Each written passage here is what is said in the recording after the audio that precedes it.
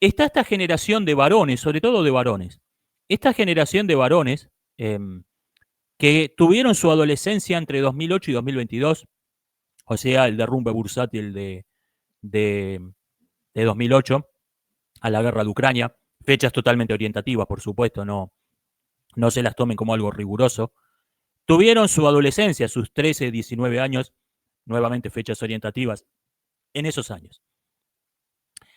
En esos años ocurrió algo particularmente nefasto y extraño para un adolescente, y es que estaban viviendo en una sociedad donde no se esperaba que maduren nunca, no se esperaba que nunca se volvieran adultos. Todas las características fisiológicas y psicológicas de ser un adulto fueron calumniadas, fueron llamadas con nombres peyorativos y fueron vistas falsamente como la causa de todos los males del mundo. Entonces, ¿qué se esperaba de esta generación? Se esperaba que sean niños perpetuos, no se esperaba que sean Peter Pan. Peter Pan dejó de ser un cuento cautelar y pasó a ser un ejemplo de lo que se esperaba que fuera un varón adulto. Entonces, esta generación de hombres que buscaban convertirse en hombres tuvieron que buscar esa maduración que no le estaban dando quienes deberían dársela, su familia, las instituciones educativas públicas. Esto le estaban diciendo, vos tenés que ser un niño perpetuo, vos tenés que ser Peter Pan. Entonces, lo buscaron en su grupo de pares. En el grupo de pares se encontraron con figuras de edad mayor a ellos, diciéndoles, ordena tu cuarto, diciéndoles lo que no les estaba diciendo la escuela, lo que no les estaban diciendo sus padres, lo que debería haberle dicho la escuela, lo que deberían haberle dicho sus padres. Lo encontraron en el grupo de pares, que generalmente el grupo de pares es el que te dice que no ordenes tu cuarto. O sea, básicamente esto era el mundo del revés. Esta dinámica, por cierto, no es nueva, así funcionan las pandillas. En las pandillas, el grupo de pares adopta el rol de educadores, adopta el rol de familia. Esto básicamente fue el pandillerismo a escala masiva. Y en este grupo, como lo que se buscaba era un sustituto de la familia, lo mismo que busca el pandillero típico, como lo que se buscaba era un sustituto de la familia en estas organizaciones políticas, nunca se prestó la menor atención a la ideología, nunca se prestó la menor atención a lo que defendían esos grupos de pares, y por eso, como nunca les importó lo más mínimo, cuando un día cambiaron la ideología, cuando un día de repente había que defender otra cosa, no le prestaron la menor atención, porque nunca le habían prestado la menor atención. Nunca le habían prestado la menor atención. Empezaron ahora, el Estado es maravilloso, el Estado tiene que controlar todo, del mismo modo que hace 3 años el Estado era el diablo, el Estado no tenía que controlar nada.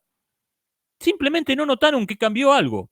O sea, simplemente no notaron el cambio porque nunca le habían prestado la menor atención, solamente están repitiendo lo que dice el resto del grupo. Y acá es donde aparecen las ideologías identitarias. En el discurso de la izquierda, el identitarismo no estuvo siempre ahí, y me refiero a que no estuvo explícito siempre ahí. Estuvo ahí durante décadas, agazapado, esperando ahí como el huevo de la serpiente, esperando su momento, pero no estuvo explícito. Se lo hizo explícito con el movimiento Occupy Wall Street en 2009, un año después de la crisis económica. Ahí es donde aparece el identitarismo totalmente explícito, totalmente formando parte de la organización. Las manifestaciones estaban segregadas por raza, vos no podías ir a cualquier parte. Vos cuando llegabas a la manifestación, ¿cuál es tu raza? Vos tenés que ir acá. Las manifestaciones estaban segregadas por raza. Ahí es donde aparece de modo totalmente explícito el discurso identitarista de izquierda. Y repito, explícito. La admiración por basura humana como Nelson Mandela, como Malcolm X, había estado ahí durante décadas. El feminismo había estado ahí durante décadas. Simplemente que se había fingido hipócritamente creer que eran otra cosa distinta y no lo que eran realmente. Se había fingido hipócritamente que eran una minoría radical, que la mayoría no defendía esto, a pesar de que esa supuesta mayoría nunca decía una palabra en contra de la supuesta minoría radical. Había estado ahí, pero negado hipócritamente durante décadas. Lo mismo que el identitarismo blanco, que el sionismo en el discurso de la derecha. Había estado ahí, fingiendo hipócritamente que eran una minoría radical, fingiendo hipócritamente que no existían, fingiendo hipócritamente que eran una calumnia, que estaban mal interpretados. Habían estado ahí durante décadas. Lo que ocurrió con la derecha en 2023, lo mismo que con la izquierda en el 2009, es que se activó esta Orden 66 y los que hasta el día anterior habían sido seres humanos que hablaban con, que hablaban con normalidad, que tenían opiniones distintas, que debatían civilizadamente, de repente eran todos androides obedeciendo órdenes. De repente se activó la Orden 66 y todos se convirtieron en autómatas, donde si no repetías exactamente el mismo discurso, eras un enemigo que debía ser destruido. Pasó en la izquierda en 2009 y pasó en la derecha en 2023. Es exactamente el mismo fenómeno. Um, durante, durante la activación de esta Orden 66, ocurrió que payasos que habían representado el rol de villanos en el que se llama el periodo woke, 2009-2023, los payasos que habían representado el rol de los villanos, eh, entre los que la única diferencia que había era qué tan conscientes eran de ser payasos que representaban el rol de los villanos o no. Lo único que pasó es que se los puso en el poder, pero con la condición, mira, te ponemos en el poder, Orange Man Bat, hombre naranja malvado, te vamos a poner en el poder, vamos a poner en el poder al hombre naranja malvado, con la condición de que seas más pro corporaciones, más pro complejo militar industrial, quise decir, todavía más que el payaso de Biden. Con esa condición te ponemos en el poder. Y el payaso aceptó.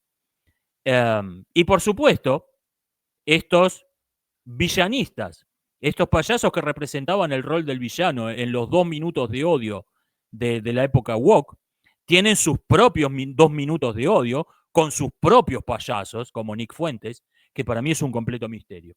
O sea, sabe que es un payaso que está representando el rol del villano. Nick Fuentes sabe que es un payaso que está representando el rol del villano y sigue la corriente, o realmente cree en lo que dice. Para mí es un completo misterio ese tipo.